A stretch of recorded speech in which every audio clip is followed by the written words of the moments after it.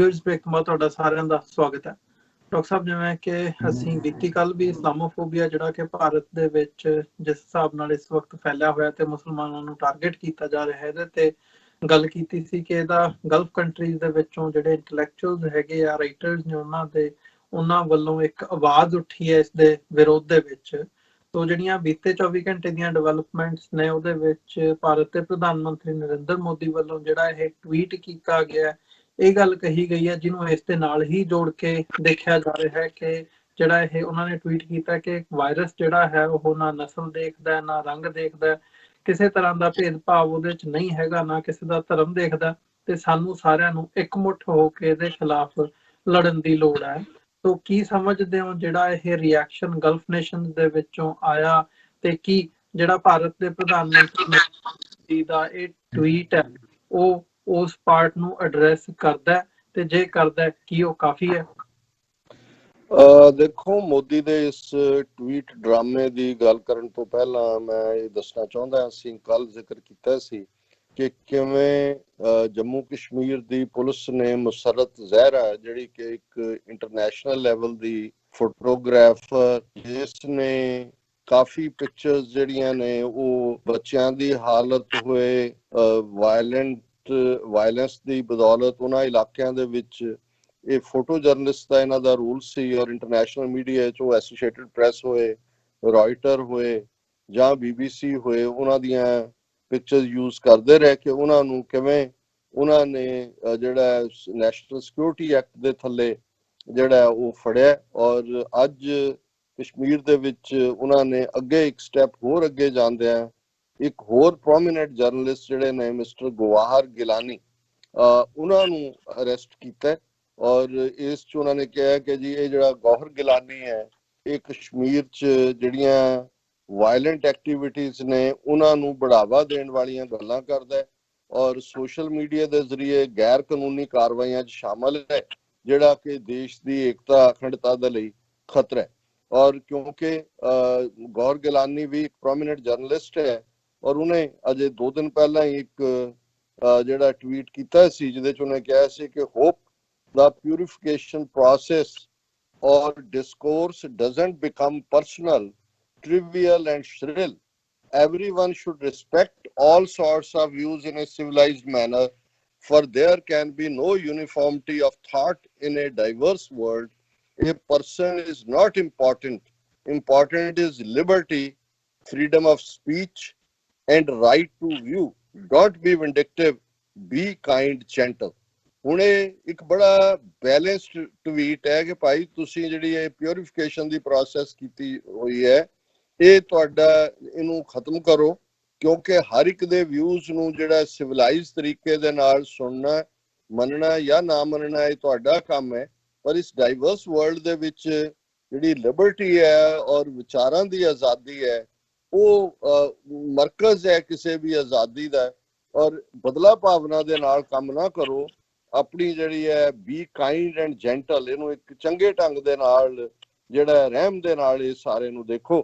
ਸੋ ਹੁਣ ਉਸ ਦੇ ਉੱਤੇ ਜਿਹੜਾ ਇਹਨਾਂ ਨੇ ਰਹਿਮ ਤਾਂ ਦਿਖਾ ਦਿੱਤਾ ਹੈ ਗੌਹਰ ਗਿਲਾਨੀ ਤੇ, ਔਰ ਜ਼ਾਹਰ ਹੈ ਕਿ ਇਹ ਇਸ ਪਾਸੇ ਵੱਲ ਇਸ਼ਾਰਾ ਕਰ ਰਿਹਾ ਹੈ ਕਿ ਕਿਵੇਂ ਜਿਹੜੀ ਡਾਈਸੈਂਟ ਦੀ ਆਵਾਜ਼ ਹੈ, ਈਵਨ ਫ੍ਰੀ ਸੋਚਣ ਦੀ ਆਵਾਜ਼, ਇਹਦੇ 'ਚ ਕੋਈ ਕਸ਼ਮੀਰ ਦਾ ਜ਼ਿਕਰ ਨਹੀਂ ਹੈ, ਕੋਈ ਇੰਡੀਅਨ ਯੂਨੀਅਨ ਦੇ ਖਿਲਾਫ ਕੁਛ ਨਹੀਂ ਕਿਹਾ, ਪਰ ਉਹ ਸਬਕ ਸਿਖਾਉਣਾ ਚਾਹੁੰਦੇ ਨੇ।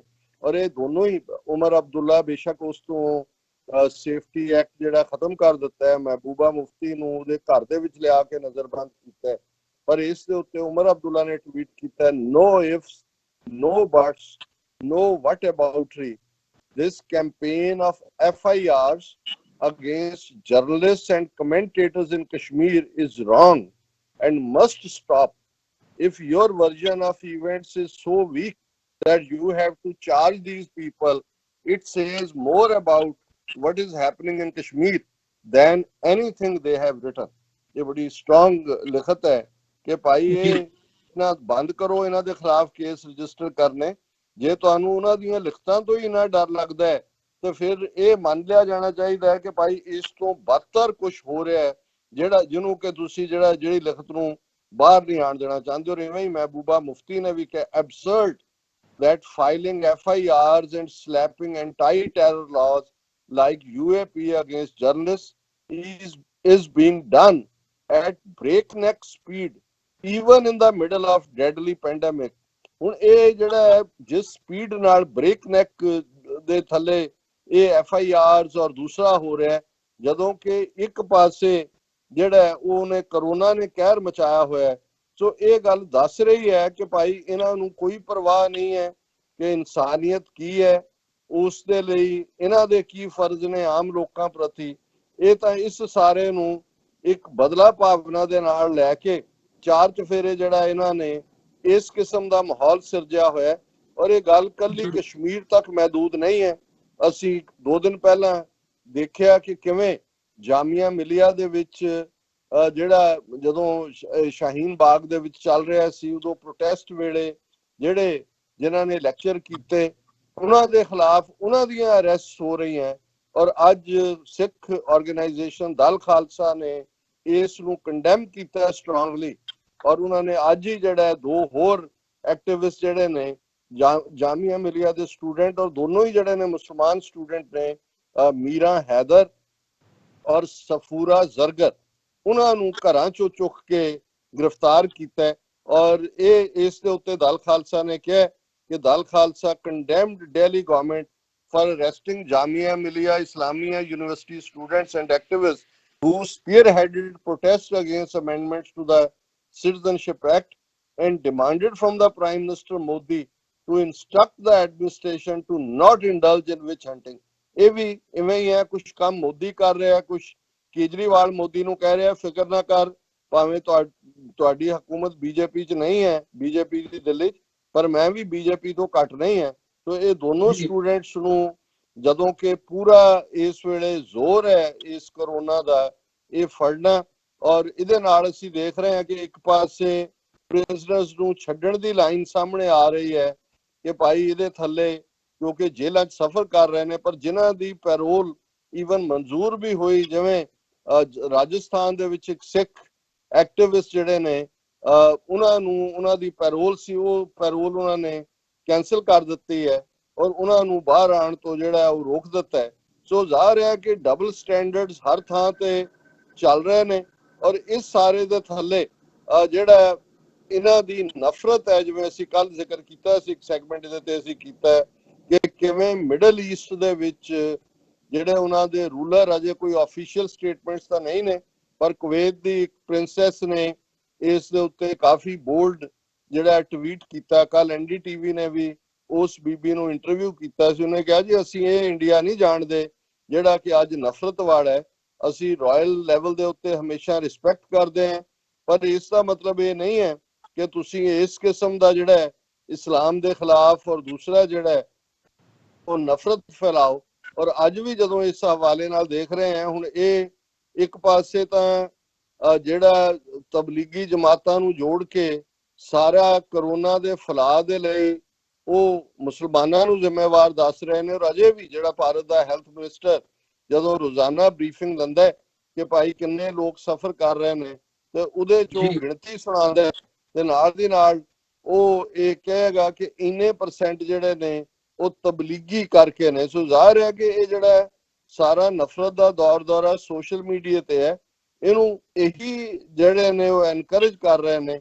ਔਰ ਇਸ ਸਾਰੇ ਦੇ ਬਾਵਜੂਦ ਜਿਹੜੀ ਹਕੀਕਤ ਸਾਹਮਣੇ ਆਈ ਹੈ ਕਿ ਜੇ ਇਸ ਵੇਲੇ ਮਿਡਲ ਈਸਟ ਸ਼ਾਇਦ ਕੁਵੈਤ ਦੇ ਹਵਾਲੇ ਨਾਲ ਹੀ ਹੈ ਕਿ ਜੇ ਉਹਦੀਆਂ ਤੁਸੀਂ ਸਟੈਟਿਸਟਿਕਸ ਦੇਖੋ ਕਿ ਵੀ ਜੇ ਉਹਨਾਂ ਦੇ 1654 ਜਿਹੜੇ ਨੇ ਕੋਵਿਡ ਦੇ ਪੇਸ਼ੈਂਟ ਨੇ ਕੁਵੈਤ ਦੇ ਹਸਪੀਟਲ ਦੇ ਵਿੱਚ, ਤੇ ਉਹਨਾਂ ਚੋਂ 900 ਜਿਹੜੇ ਨੇ ਉਹ ਹਿੰਦੂ ਨੇ। ਹੁਣ ਇਹ ਇੱਕ ਬੜੀ ਵੱਡੀ ਗੱਲ ਹੈ ਕਿਉਂਕਿ ਇਹ ਕੁਵੈਤੀ ਜਿਹੜੀ ਉਹਨਾਂ ਨੇ ਪੁਆਇੰਟ ਆਊਟ ਕੀਤਾ ਹੈ ਕਿ ਭਾਈ ਅਸੀਂ ਇਹਨੂੰ ਹਿੰਦੂ ਵਾਇਰਸ ਨਹੀਂ ਕਹਿ ਦਿੱਤਾ ਹੈ ਕਿ ਭਾਈ ਜੇ 1600 ਕੁਵੈਤ ਇਸਲਾਮਿਕ ਮੁਲਕ ਦੇ ਵਿੱਚ ਉਹਨਾਂ ਦੇ ਹਸਪਤਾਲ ਜਿਹੜੇ state of the art hospital ਨੇ, ਭਾਰਤ ਵਾਂਗ ਨਹੀਂ ਜਿੱਥੇ ਛੱਡ ਕੇ ਦੌੜ ਰਹੇ ਨੇ, ਔਰ ਉਹਨਾਂ ਦਾ ਪੁਲਿਸ ਦਾ ASI ਕਹਿ ਰਿਹਾ ਮੈਨੂੰ ਚੱਕੋ ਸਿਵਲ ਹਸਪੀਟਲ ਤੋਂ, ਉਹਨੂੰ ਹਾਇਰ ਅਪ ਉਹਦੇ ਪ੍ਰਾਈਵੇਟ ਹਸਪੀਟਲ ਚ ਲੈ ਗਏ। 1654 ਕਰੋਨਾ ਪੇਸ਼ੈਂਟ ਜਿਹੜੇ ਕੁਵੈਤ ਚ ਨੇ, ਉਹਨਾਂ ਚੋਂ 900 ਜਿਹੜੇ ਨੇ ਉਹ ਹਿੰਦੂ ਨੇ, ਇੰਡੀਅਨ ਨੇ, ਲੇਕਿਨ ਉਹਨਾਂ ਨੇ ਕੋਈ ਇਸ ਦਾ ਇਸ਼ੂ ਨਹੀਂ ਬਣਾਇਆ। ਔਰ ਜ਼ਾਹਿਰ ਹੈ ਕਿ ਇਹਨਾਂ ਨੂੰ ਇਹ ਨਜ਼ਰ ਆ ਰਿਹਾ ਹੈ ਕਿ ਭਾਈ ਇਹ ਜਿਹੜਾ ਜੋ ਅਸੀਂ ਕਰ ਰਹੇ ਹਾਂ ਹੁਣ, ਇਹ ਆਵਾਜ਼ ਮਾੜੀ ਮੋਟੀ 5 ਮਿਲੀਅਨ ਜਿਹੜੇ ਇੰਡੀਅਨਸ ਨੇ ਉਹਨਾਂ ਨੂੰ ਸੇਕ ਲੱਗੇਗਾ ਜਿਹੜੀ ਆਵਾਜ਼ ਮਿਡਲ ਈਸਟ 'ਚ ਪਹੁੰਚੀ ਹੈ। ਤੇ ਇਹ ਜਿਹਨੂੰ ਕਹਿੰਦੇ ਨੇ ਗੋਂਗਲੂਆਂ ਤੋਂ ਮਿੱਟੀ ਝਾੜਨਾ, ਜਾਂ ਅੰਗਰੇਜ਼ੀ 'ਚ ਆਈ ਵਾਸ਼ ਕਹਿੰਦੇ ਨੇ।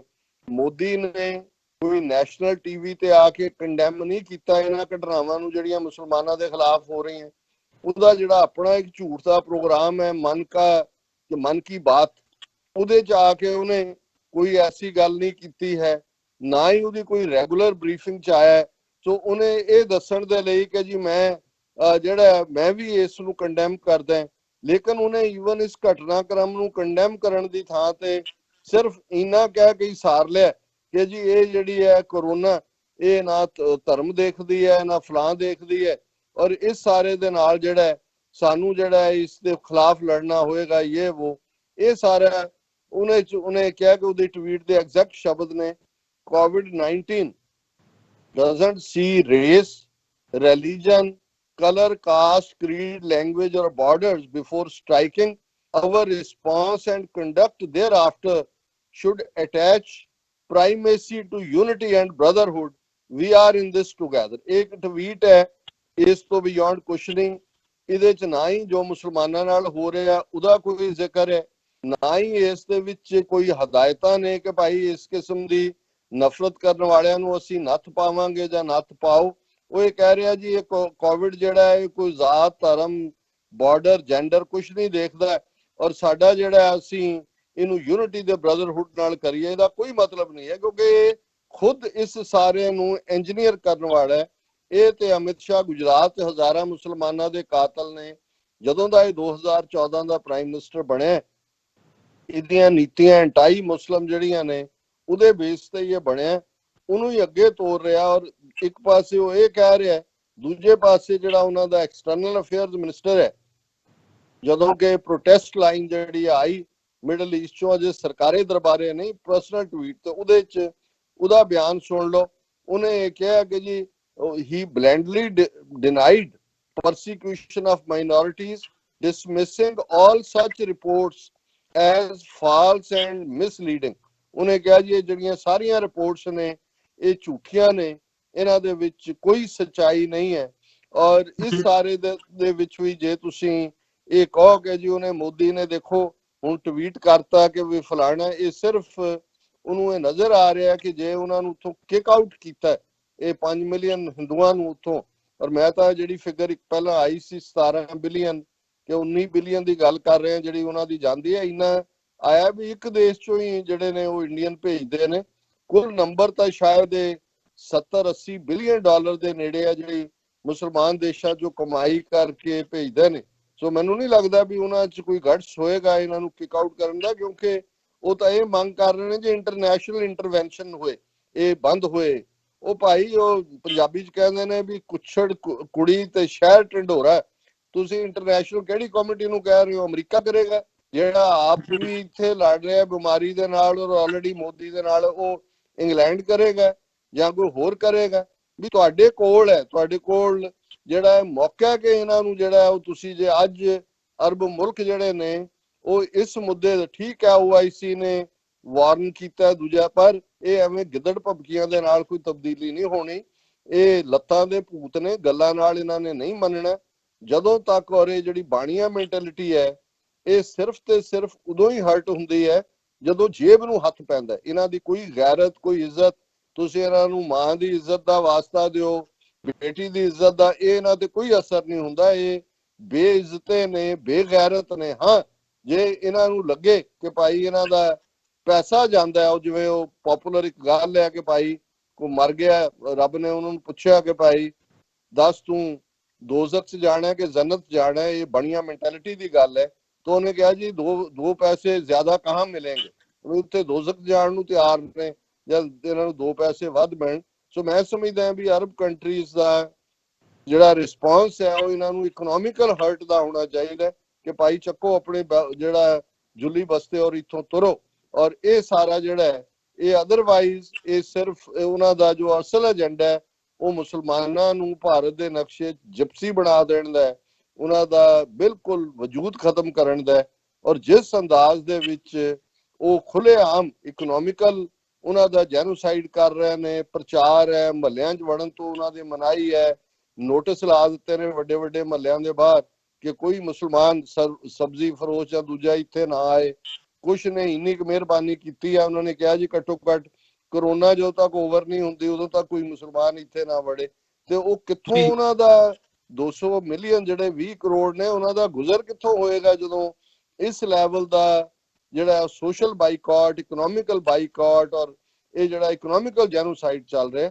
ਸੋ ਇਸ ਦੇ ਲਈ ਅਰਬ ਮੁਲਕਾਂ ਨੂੰ ਜਿਹੜਾ ਟਿਟ ਫॉर ਟੈਟ ਦਾ ਜੇ ਉਹਨਾਂ ਨੇ ਰਾਹ ਨਾ ਅਪਣਾਇਆ ਤੇ ਫਿਰ ਜਿਹੜਾ ਉਹ ਵੀ ਇਤਿਹਾਸ ਦੇ ਵਿੱਚ ਆਪਣੇ ਮੁਸਲਮਾਨ ਭਰਾਵਾਂ ਭੈਣਾਂ ਦੇ ਇਸ ਜੈਨੋਸਾਈਡ ਲਈ, ਇਸ ਨਸਲਕੁਸ਼ੀ ਲਈ ਬਰਾਬਰ ਦੇ ਜ਼ਿੰਮੇਵਾਰ ਹੋਣਗੇ ਜਿਵੇਂ ਜਿਹੜੇ ਕਰਨ ਵਾਲੇ ਹੋਣਗੇ।